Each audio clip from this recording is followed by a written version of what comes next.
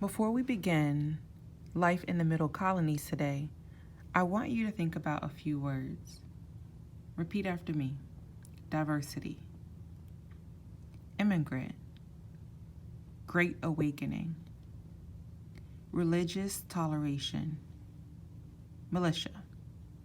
So those are the words to know. So in addition to you paying great attention to those words as we read, I want you to be able to figure out how did the toleration of other religions help attract different people to the Middle Colonies, okay? So as we read today, you're going to be taking notes in your notebook. So go ahead and grab your notebook. And remember, the brain loves the colors red, yellow, blue, and green. So grab your colors. And as we read, you're going to be jotting down important details, facts, and you can also sketch some pictures to help you remember and recall details from the text.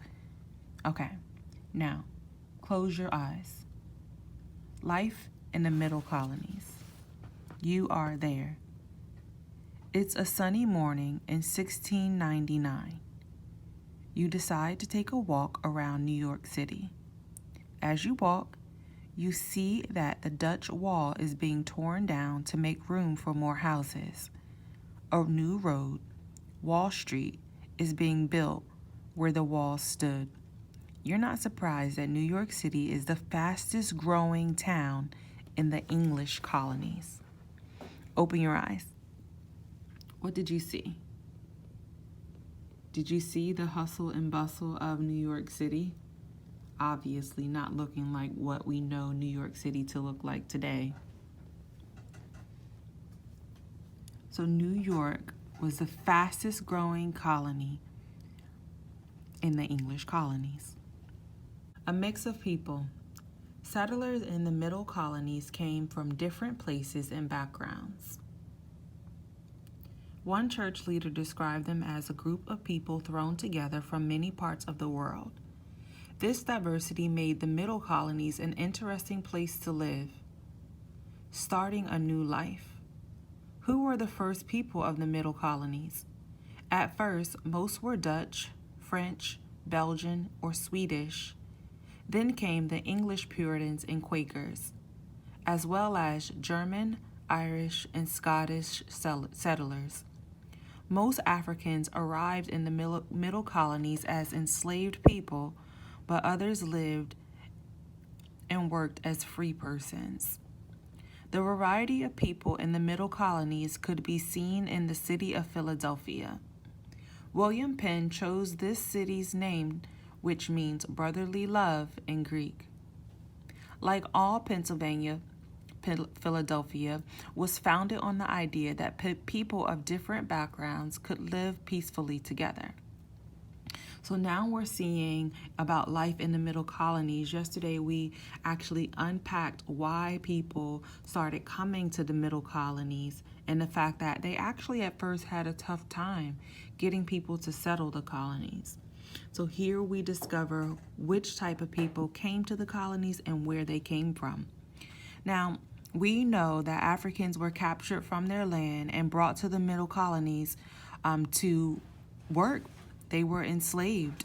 And we also talked a little bit yesterday that how much is it to be free if you have to pay to be free? Is that really true freedom? Think about that for a second. Because that was what life was like for many Africans who were now a part of the English colonies. Either they were enslaved or they had to work to purchase their freedom. And in many cases, with the rules in place, it wasn't like a true free life that we would imagine today. Now, one of your words to know is immigrants. So in this particular paragraph, we're going to discover immigrants and what that actually means and who they were. Immigrants from different countries came to Philadelphia. An immigrant is a person who comes into a country to make a new life. Some immigrants left their home countries to escape war or to find religious freedom. Other immigrants wanted better economic opportunities, including a chance to buy land and start businesses. Many found more freedom in the middle colonies than they had ever known. So let's stop and think. Why did immigrants come to the middle colonies? Jot that answer to your that particular question down in your notebook. The Great Awakening. In the 1720s, a new religious movement began in the middle colonies. The movement was known as the Great Awakening because it awakened or renewed many people's interest in religion. The Great Awakening also changed the way many people practice their religion. Religion expands. Ministers such as George Whitefield and Jonathan Edwards gave speeches that marked the change in religious ideas and practices. They often talked about people having a direct relationship with God. Not only did these ministers preach new ideas, they practiced religion differently. They would travel long distances to give emotional speeches to people they never met.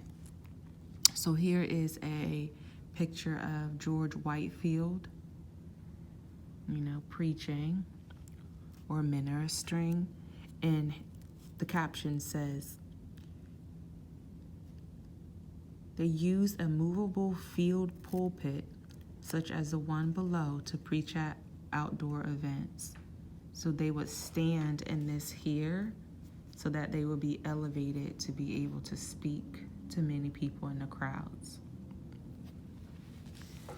The Great Awakening helped bring people together. This led to a greater religious tolerance or acceptance of religious differences. At the new revivals or prayer meetings, everyone was welcomed. Poor people could attend, and women played a large role in the movement. During the Great Awakening, both free and enslaved Africans participated in religious gatherings. Such equal participation was rare at this time in history. The Great Awakening was not popular with all people, and in time, differences split the movement. This increased the diversity of religious beliefs. The number of church members in the colonies grew, as did the free exercise of religion. So what we're seeing in the Great Awakening that was different from the New England colonies, when the New England colonies were formed, you had people leaving a lot because they weren't allowed that religious freedom. So now in the middle colonies, we see this movement called the Great Awakening, where people start to exercise their freedom of speech and religion to be more inclusive of different ideas and beliefs. So I'd like for you to think about, what was the Great Awakening? Pause the video and take a note in your notebook about this. And social life. Unlike the New England colonies, the middle colonies were home to many different religious groups. Towns often had more than one kind of church. A Presbyterian church, for example, might only be 1 block away from a Quaker meeting house. The first Jewish synagogue in the middle colonies was built in New York City in 1730. Religion was a major part of social life in the middle colonies. After religious services, neighbors would talk and exchange news. Religion also changed the way people viewed one another. Because of their religious beliefs, some colonists thought enslaving Africans was wrong. In 1688, Quakers in Germantown, Pennsylvania, became the first group to protest slavery in the English colonies. So here's a picture here of what farm life in the middle colonies looked like. And it says here that they often hired free Africans or used enslaved workers on their farms. So this will be an example of what we would call a plantation, where the labor of enslaved Africans was used in many times, or even sometimes immigrants, or what we would call indentured servants, were used to help maintain the land and bring a profit to their colony. So here's the next question I'd like for you to think about. How did the middle colonies differ from the New England colonies? So there were some really big differences that we're pulling out in this chapter. One being the Great Awakening. Another being their allowance of immigrants and the use of having some Africans be able to gain their freedom. So go back, pause the video, and answer the question, how did Middle Colonies differ from the New England colonies? Philadelphia grows. As owner of a Pennsylvania colony, William Penn planned both its government and its settlements. Penn designed Philadelphia, the colony's most important town, with wide streets and many public parks. He wanted the city to have plenty of space for people to work and to relax. When Penn first visited Philadelphia in 1682, it had only 10 houses. 50 years later, more than 11,000 people lived there. Over time, Philadelphia became the largest city in the English colonies. By 1770, it had more than 28,000 people, a small number by today's standard, but large for that time. Benjamin Franklin. As Philadelphia grew, it became the home of many famous scientists and artists. The most famous Philadelphian was Benjamin Franklin. He helped improve the city in many ways. Franklin set up the first trained firefighting company in the English colonies and raised money to help build the city's first hospital.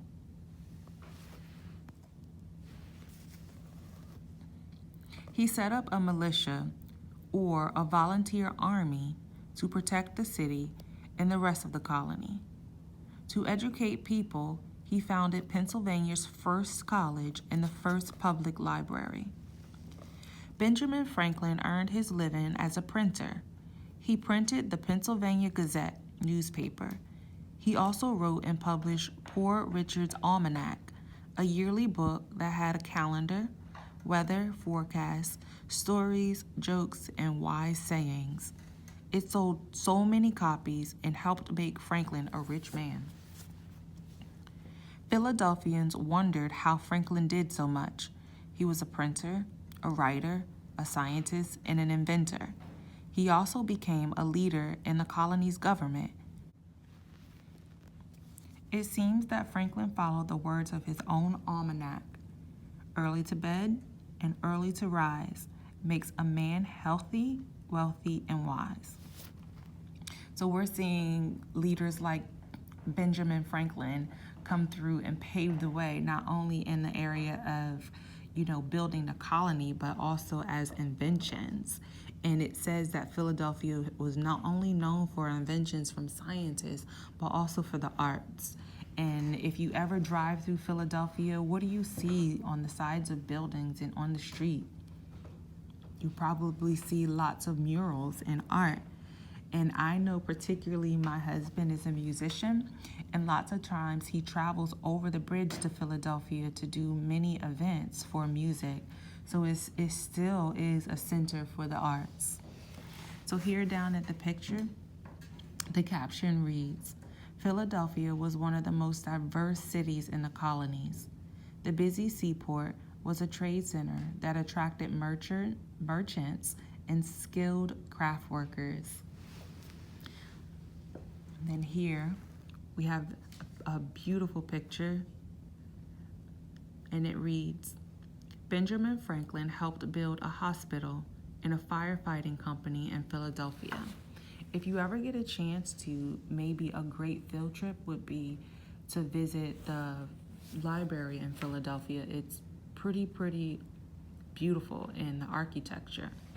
So take a minute to travel over the bridge and kind of see what Philadelphia has to offer, because it's a pretty historic place. Here's the summary. The Middle Colonies were home to a mix of people, cultures, and religions. The Great Awakening added to the region's diversity. Philadelphia was a center of culture and the largest city in the English colonies. So what I would like for you to do now is go back and finalize your notes. Is there anything still floating around in your head that you think might be important to remembering?